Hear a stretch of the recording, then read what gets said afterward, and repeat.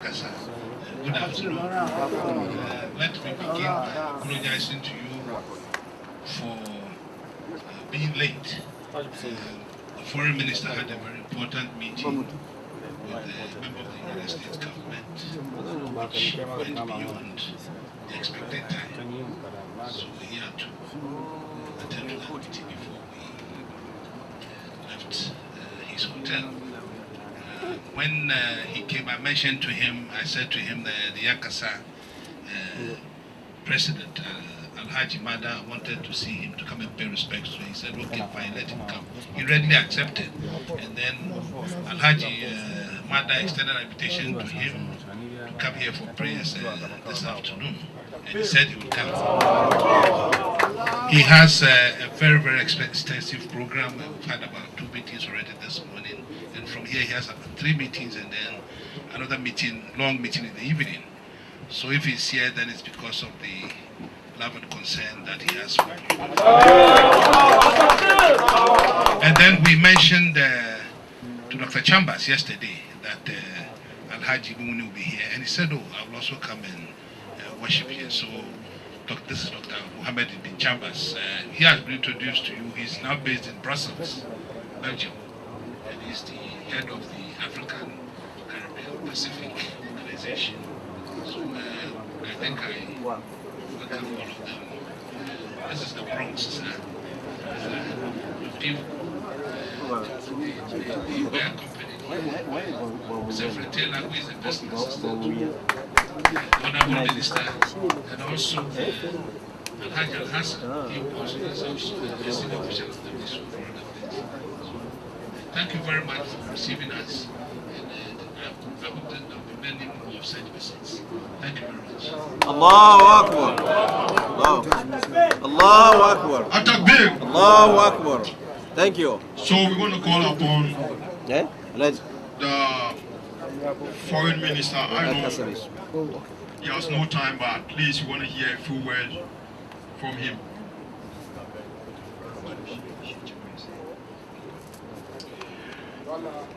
So I'm going to call upon all members to be quiet and listen to the Honorable Foreign Minister of our beloved country, Ghana.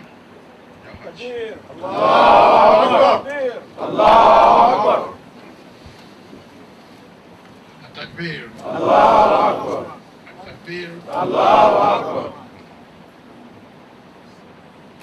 Muna gida manyan Yankasa Association, manyan masallaci ga muna gaishe su kuma manyan maluma, yan waye musulmi, mata da maza, dukanku muna yi muku salama. Assalamu alaikum wa rahmatullahi ta'ala wa barakatuh. Wa alaikum assalam wa rahmatullahi ta'ala wa barakatuh. Bayan gaisuwa dai zan ce alhamdulillah, alhamdulillah, alhamdulillah rabbil alamin. Muna gode ma Allah subhanahu wa ta'ala da yi muna rai mai kamu nan lafiya, mu zo mu iske ku lafiya. Muna gode mai. To gaskiya dai da na so kwarai yi zance na duka cikin Hausa, to amma yadda dai kuka sani muna tare nan da waɗanda kuma ce ba su jin Hausa, shi sa ya kama da juye magana cikin Turanci ba su yi amfani da shi. Don shi kun gafarce ne.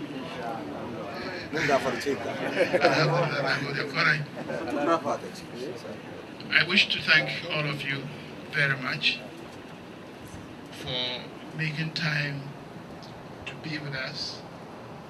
Today being Friday, a very holiday.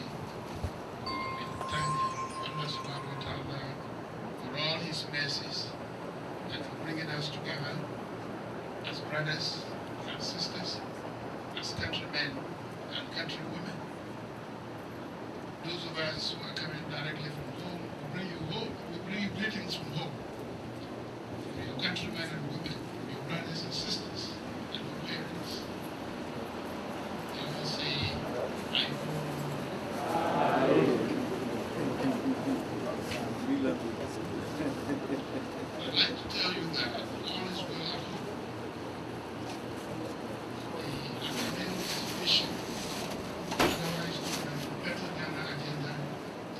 safe and well. And is achieving great heights. As you know, 2009 was a particularly difficult year. We inherited an economy that was not in the best of shapes.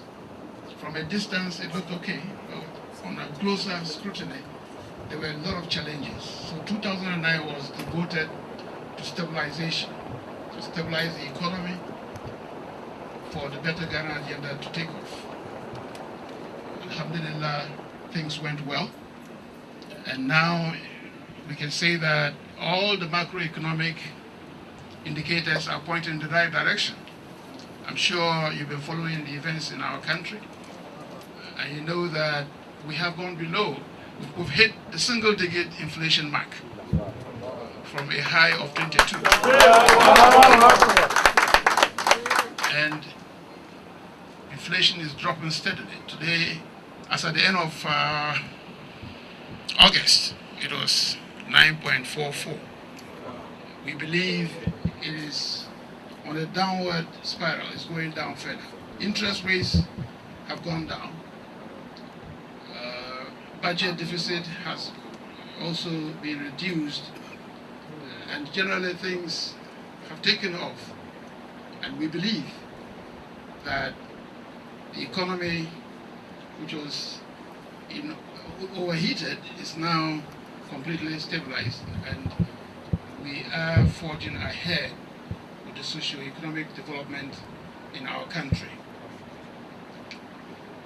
By the close of the year, the expected oil and gas will come on stream. Our program to be an oil-producing country by the close of this year, 2010, is right on track.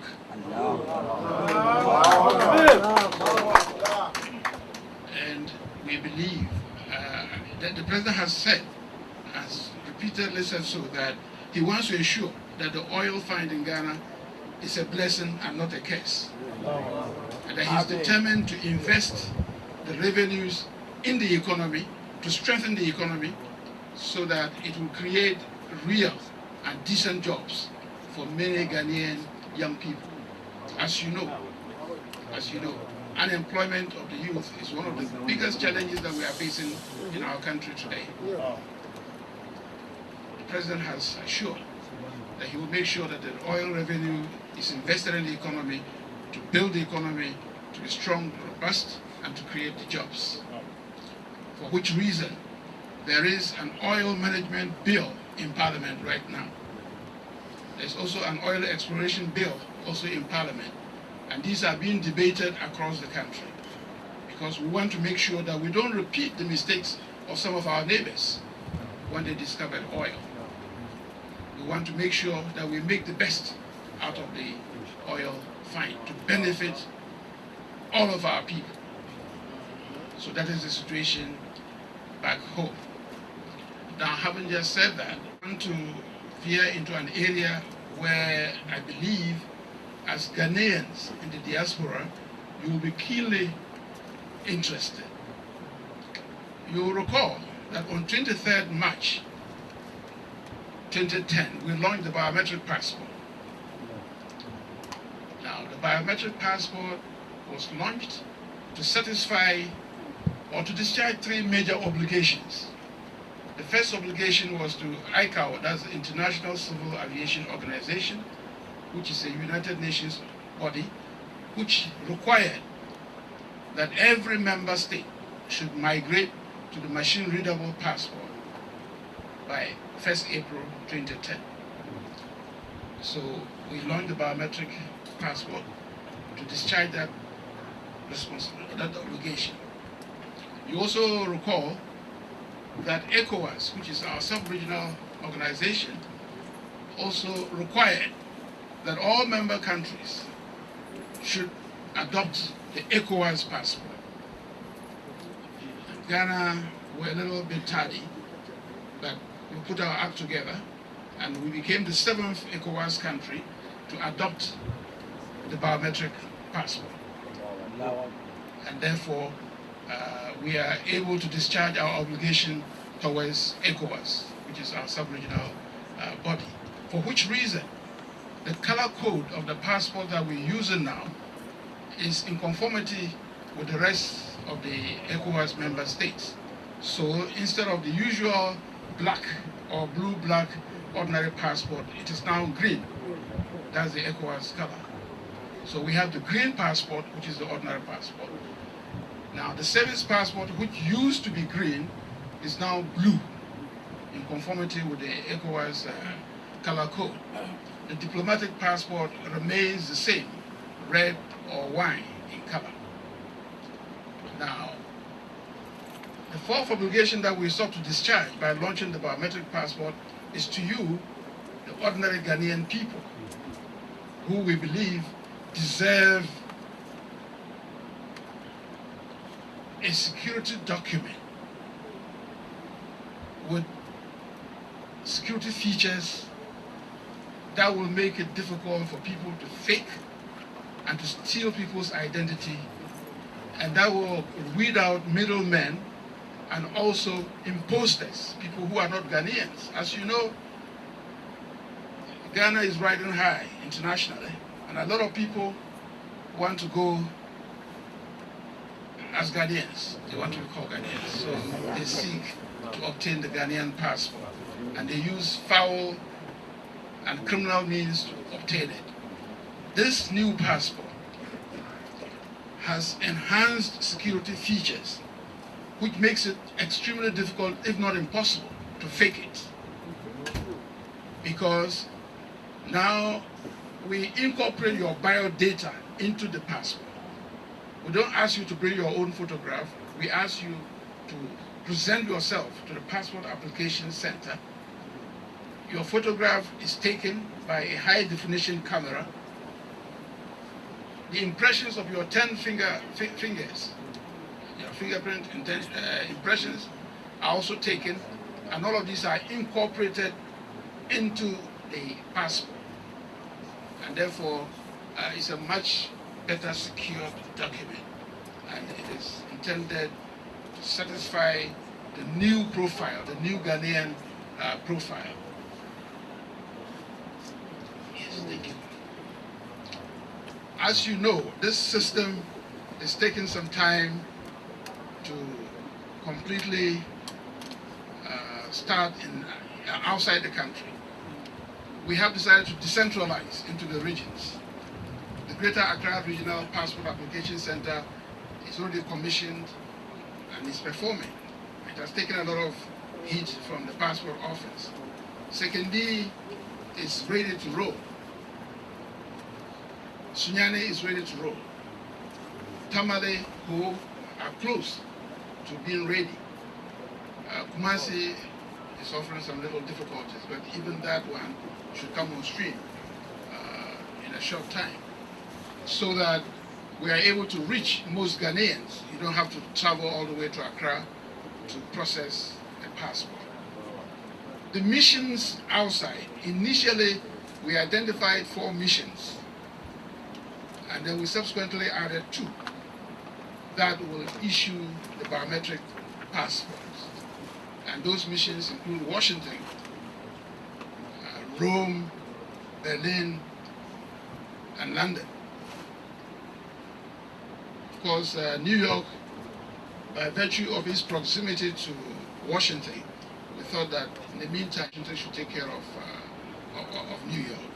But with time, we take into cognizance the fact that this is a major metropolitan area. We would service, would give you your own system right here in New York. But one important message that we want to pass on to you is that the passports which you are holding, those that are machine readable, they are still valid. They are valid, they are effective, you can travel with them all the way until November 2015, or until they expire by the expiry dates indicated in those passports.